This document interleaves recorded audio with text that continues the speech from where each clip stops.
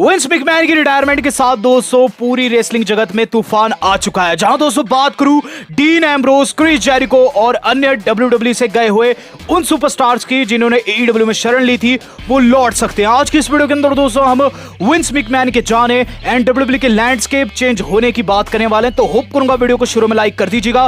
Video का like target रहेगा लगभग 1,500 लाइक का। तो गाइस कल विंस मैकमैन ने ट्विटर के ऊपर ये चीज लिखी, at 77 time for me to retire, thank you WWE universe. बहुत से लोगों को कंफ्यूजन है कि विंस मैकमैन ने ऐसा क्यों किया। तो विंस मैकमैन लगभग 1 महीने से एक इन्वेस्टिगेशन का पार्ट थे जिस पर दोस्तों उन पर बहुत ज्यादा तंज कसा जा रहा था। दरअसल दोस्तों विंस मैकमैन पर आरोप थे कि उन्होंने अपनी कॉलीग्स के साथ एंड फेलो सुपरस्टार्स के साथ किया है सेक्सुअल मिसकंडक्ट, यानी कि उनका शोषण किया है। इसके चलते दोस्तों जो विंस मैकमैन है उन पर आए दिन इन्वेस्टिगेशन बैठ रही थी और फाइनली दोस्तों कल विंस मैकमैन ने अपनी पोस्ट से रिजाइन दे दिया। रिजाइन दोस्तों उन्होंने बैक स्टेज दिया और इसकी समय सारणी की बात की जाए तो दोस्तों ये ठीक स्मैकडाउन से पहले था और स्टॉक मार्केट के दोस्तों ठीक बंद होने के बाद था। एक तरीके दोस्तों आप कह सकते हैं सोची समझी दोस्तों डिसीजन थी विंस मैकमैन की तरफ से। रही बात विंस मैकमैन की जाने की, तो विंस मैकमैन के जाने के साथ दोस्तों डब्ल्यूडब्ल्यूई का पूरा लैंडस्केप चेंज हो चुका है और बीते 24 घंटे में दोस्तों क्या कुछ हुआ है वो मैं आपको बताना चाहूंगा। सबसे पहले तो दोस्तों विंस मैकमैन जो थे वो रिटायर होते हैं, जिसके बाद दोस्तों जो ट्रिपल एच है वो टैलेंट एंड रिलेशन का कार्यभार संभालते हैं और उसके ठीक बाद दोस्तों जो हमारे अपने निक खान है वो दोस्तों को सीईओ बनते हैं स्टेफनी मैकमैन के साथ। कुल मिलाकर दोस्तों विंस मैकमैन अब टीम का पार्ट नहीं है और पूरी कंपनी दोस्तों हाथ में जा चुकी है निक खान एंड स्टेफनी मैकमैन के। इसी से जुड़ी हुई दोस्तों आज की हमारी पहली खबर है जो कि जुड़ी हुई दोस्तों द रॉक से। तो एज पर रिपोर्ट्स एक तरीके की दोस्तों फैंटेसी लगाई जा रही है कि द रॉक क्या बाय कर सकते हैं डब्ल्यूडब्ल्यूई को। तो डब्ल्यूडब्ल्यूई दोस्तों बताई जा रही है कि इस वक्त बाय भी की जा सकती है क्योंकि विंस मैकमैन के जाने के साथ दोस्तों बहुत सी चीजें चेंज होने वाली है और कोई भी दोस्तों प्रॉपर अब डब्ल्यूडब्ल्यूई का किंग नहीं है। डब्ल्यूडब्ल्यूई का दोस्तों कोई भी मालिक नहीं है प्रॉपर और ऐसे में दोस्तों प्रयास लगाए जा रहे हैं कि द रॉक जिन्होंने विंस मैकमैन की XFL जो कि एक रग्बी ऑर्गेनाइजेशन थी वो दोस्तों डब्ल्यूडब्ल्यूई को भी खरीद सकते हैं। एज पर डेव मेल्जर द रॉक को रेसलिंग से प्यार है। वो नहीं जानते कि ड्वाइन जॉनसन के पास इतना पैसा है कि नहीं, लेकिन हाँ अगर द रॉक चाहे तो वो कोशिश कर सकते हैं डब्ल्यूडब्ल्यूई को बाय करने की। तो यहां दोस्तों आप पढ़ सकते हैं कि क्या कुछ डेव मेल्जर का कहना रहा है। कुल मिलाकर दोस्तों आपको बताना चाहूंगा कि कंपनी लगभग बिकने के कगार पर है। अगर किसी के पास पैसा है तो जाकर वो डब्ल्यूडब्ल्यूई को बाय कर सकता है, ऐसे रूमर्स चल रहे हैं। अब गाइस वहीं बात की जाए विंस मैकमैन से जुड़े रिएक्शंस की, तो बहुत से लोग खुश भी है दोस्तों, बहुत से लोग सैड भी है विंस मैकमैन के जाने से। खुश कौन कौन है सबसे पहले उनकी बात कर लेते हैं। तो गाइस टोनी खान बहुत ज्यादा खुश है। टोनी खान जो कि दोस्तों डब्ल्यूडब्ल्यूई की राइवल कंपनी एईडब्ल्यू के मालिक ये चीज लिखे हैं कि अब वो इकलौते एक्टिव सीईओ रहे हैं रेसलिंग प्रमोशनल कंपनीज में। तो गाइस एक्टिव अब विंस मैकमैन नहीं रहे तो टोनी खान दोस्तों खुद की बढ़ाई कर रहे हैं। काफी घटिया हरकत उन्होंने की है। दरअसल दोस्तों विंस मैकमैन चाहे जैसे भी रहे रेसलिंग को दोस्तों ऊपर लेकर ही गए। यहाँ टोनी खान ने काफी गलत कहा है। आपको दोस्तों टोनी को क्या कहना है कमेंट कर सकते हैं। वही बात की जाए दोस्तों उन सुपरस्टार्स की, उन लोगों की जो कि सैड है, तो एलेक्सा ब्लिस काफी सैड है, उन्होंने थैंक्स किया है।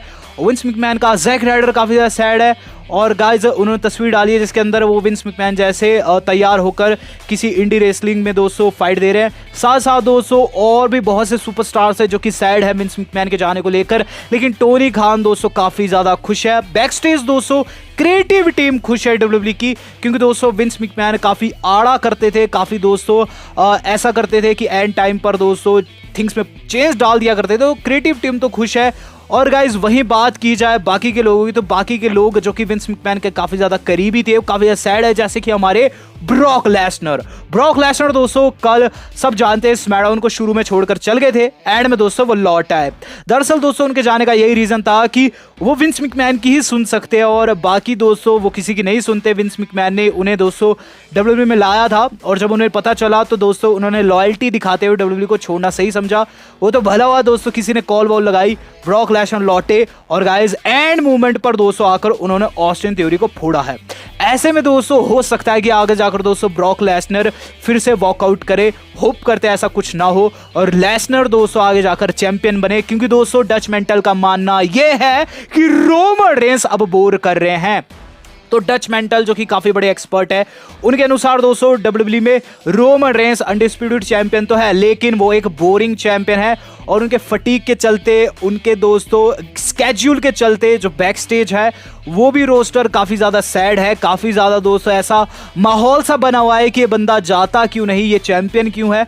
और कहीं ना कहीं दोस्तों अब रोमन रेंस का टाइटल रेन बोर करने लगा है, मुझे भी ऐसा लग रहा है। हालांकि दोस्तों रोमन रेंस आते तो है लेकिन बेहद कम आते हैं, और इस बारी की रॉ के अंदर वो आने वाले हैं। और पॉल हेमन ने जो कुछ कहा है वो ज्यादा शॉकिंग है। पॉल हेमन दोस्तों ट्वीट कर लिखे हैं, this Monday night a truly historical night at the world's most famous arena MSG, where will you be when Madison Square Garden acknowledge your tribal chief, यानी कि आप कहां होंगे जब पूरा MSG जो है अक्नॉलेज करेगा ट्राइबल चीफ को।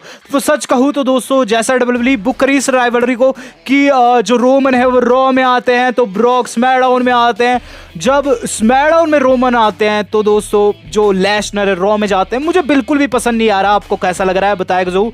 चलते इससे अगली न्यूज के ऊपर। तो इससे अगली अपडेट काफी इंपॉर्टेंट है, मैक्स डुप्री की हो चुकी है छुट्टी। जी हाँ, आपने बिल्कुल सही सुना। आपने दोस्तों कल स्मैकडाउन में देखा भी होगा कि वहां एक नई महिला रेसलर आ गई है इन रेसलर्स के साथ, जो कि सो कॉल्ड गे सुपरस्टार्स है हमारे मासे एंड मनसू, उनके साथ आ चुके मैक्सिन। और दोस्तों आपको बताना चाहूंगा ये जो मैक्सिम है, इनके आने के साथ ही जो हमारे मैक्स डुप्री है उनका टाटा बाय बाय हो चुका है। इस पर रिपोर्ट्स दोस्तों मैक्स डुप्री को डब्ल्यू वालों ने ड्रॉप कर दिया है, क्योंकि दोस्तों उन्होंने बैकस्टेज बहुत से लोगों को गलत तरीके से रब किया और कहीं ना कहीं दोस्तों बैकस्टेज उनकी थोड़ी बहुत तू मैं हुई है, तो उन्हें दोस्तों रिप्लेस कर दिया गया है और उनकी सो कॉल्ड सिस्टर दोस्तों अब इस ग्रुप को संभालेगी। मेरे हिसाब से सही भी है दोस्तों, क्योंकि मैक्स डुप्री जो कि LA नाइट के नाम से मशहूर थे, काफी बढ़िया सुपरस्टार है और गलत बुकिंग उनकी हो रही थी। चलते इससे अगली न्यूज के ऊपर। तो इससे अगली न्यूज जो आज की हमारी जुड़ी हुई है वो जुड़ी हुई है दोस्तों हमारे अपने WWE के वुमेन टैग टीम चैंपियंस यानी कि साशा नायोमी से।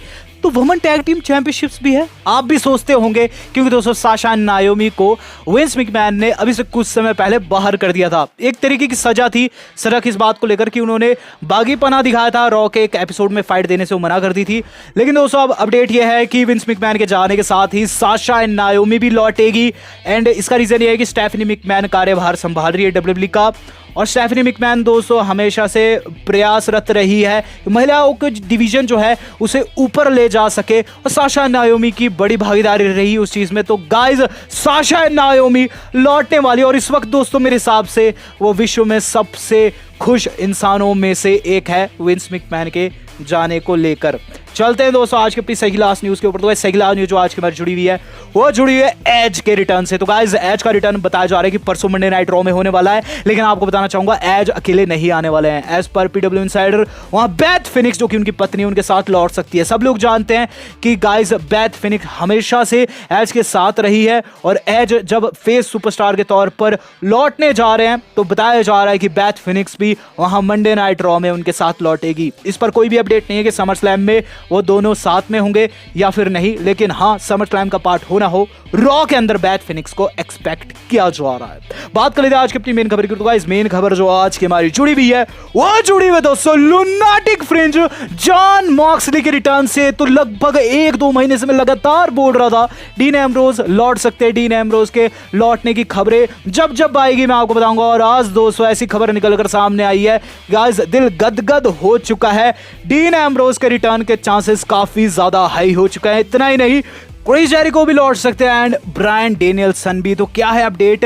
तो गाइस PWTorchVIP.com की एक रिपोर्ट की माने तो गाइस बताया जा रहा है कि उन्होंने कांटेक्ट किया AEW के बहुत से सुपरस्टार्स के साथ, एंड जो न्यूज़ ब्रोक हुई उसके अकॉर्डिंग विंस मैकमैन की रिटायरमेंट को लेकर AEW रोस्टर में भी काफ़ी ज़्यादा खलबली मच चुकी है। और स्पेशली दोस्तों जितने लोगों से बात किए हैं जो कि दोस्तों हैप्पी नहीं है AEW के साथ, वो अपने कॉन्ट्रैक्ट के एक्सपायर होने के साथ ही आ सकते हैं WWE की शरण में। तो अगर दोस्तों जॉन मॉक्सली को WWE में आना है, और आपको याद भी होगा जॉन मॉक्सली ने कहा भी था कि अगर विंस मैकमैन कंपनी की कार्यभार को नहीं संभालते हैं तो हाँ एक तरीके से उनकी पॉसिबिलिटी हाई होती है, और अगर बढ़िया पैसा मिलता है तो रेसलमेनिया में लौटने को तैयार है। जॉन मॉक्सली के रिटर्न के चांसेस काफी हाई हो चुके हैं, और बाकी के AEW के वो सुपरस्टार्स भी लौट सकते हैं जो कि कभी WWE का पार्ट थे। तो आप दोस्तों किन्हें देखना चाहेंगे फिर से WWE में? कमेंट डाउन बिलो उस एक सुपरस्टार का नाम। वीडियो आज कितनी थी? आज तक के लिए इतना ही, धन्यवाद, शब्बा खैर।